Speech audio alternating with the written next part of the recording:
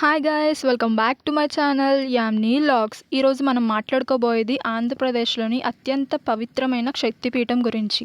కృష్ణానది ఒడ్డున ఇంద్రకీలాద్రి కొండపైన వెలిసిన కోట్లాది భక్తుల హృదయాలలో ఆధ్యాత్మిక శక్తిని నింపుతున్న విజయవాడ కనకదుర్గమ్మ తల్లి ఆలయం గురించి. ఇది కేవలం ఒక ఆలయం మాత్రమే కాదు, వేల సంవత్సరాల చరిత్ర, పురాణాలను మన కళ్ళ ముందు నిలబెట్టే క్షేత్రం. మరి ఆలస్యం చేయకుండా ఈ ఆలయం చరిత్ర, పురాణాలు, టైమింగ్స్ ఈ వీడియోలో తెలుసుకుందాం. దానికన్నా ముందు ఒక చిన్న రిక్వెస్ట్, ఇంకా ఈ ఛానల్ని ఎవరైతే సబ్స్క్రైబ్ చేసుకోకుండా ఈ వీడియోని చూస్తున్నారో వెంటనే వాళ్ళందరూ సబ్స్క్రైబ్ చేసుకొని ఈ వీడియోని అయితే చూడండి. అప్పుడే మా వీడియో నోటిఫికేషన్స్ అనేవి మీకు ఫాస్ట్గా అందుతాయి. అండ్ ఈ వీడియో కనుక నచ్చినట్లయితే ఒక చిన్న లైక్ కూడా చేయండి. అమ్మవారు మహిషాసురమర్దిని రూపంలో స్వయంభూగా ఇంద్రకీలాద్రి కొండపైన వెలిశారు.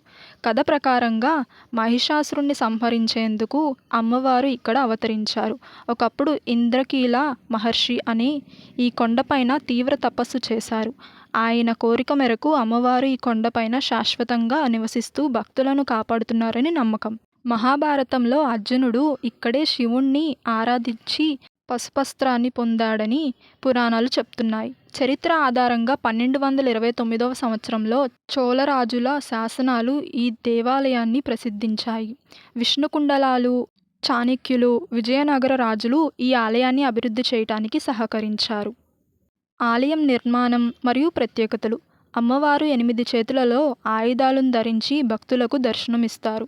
ఆలయంలో మల్లేశ్వర స్వామి, సుబ్రహ్మణ్య స్వామి, హనుమాన్ విగ్రహాలు కూడా ఉన్నాయి. కొండపైకి వెళ్ళటానికి దాదాపుగా 400 మెట్లు ఉన్నాయి.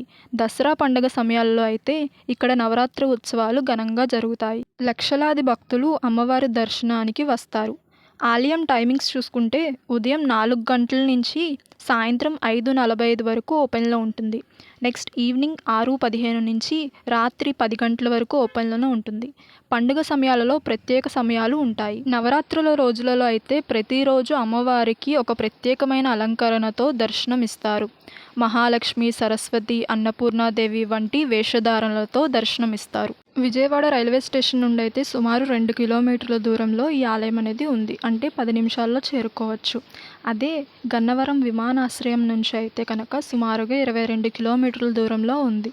అంటే 30 నుంచి 40 నిమిషాల ప్రయాణం ఉంటుంది. ప్రతి సంవత్సరం ఆశ్లేష మాసంలో 10 రోజుల పాటు ఈ శరన్నవరాత్రుల ఉత్సవాలు జరుగుతాయి. ఈ సమయంలో అమ్మవారు 10 రకాల అలంకరణలతోటి భక్తులకు దర్శనమిస్తారు. ఉదాహరణకు బాలత్రిపుర సుందరి, అన్నపూర్ణాదేవి, గాయత్రీదేవి, మహాలక్ష్మీదేవి, సరస్వతీదేవి, మహిషాసురమర్దినీదేవి, దుర్గామాత, రాజరాజేశ్వరీదేవి లాంటి రూపాలలో మనకి అమ్మవారు దర్శనం అనేది ఇస్తారు. ఈ 10 రోజులలో లక్షలాది భక్తులు దేశవ్యాప్తముగా విజయవాడకు వచ్చి అమ్మవారి దర్శనం చేసుకుంటారు. చివరి రోజు విజయదశమి రోజున తెప్పోత్సవం కృష్ణానదిలో నిర్వహిస్తారు. ఇదే విజయవాడలో ఉన్న పవిత్రమైన కనకదుర్గమ్మ ఆలయం పూర్తి చరిత్ర మరియు ప్రత్యేకతలు. ఆంధ్రప్రదేశ్లో ఉన్న ప్రతి ఒక్కరూ తప్పక దర్శించుకోవాల్సిన పవిత్రమైన క్షేత్రం ఇది.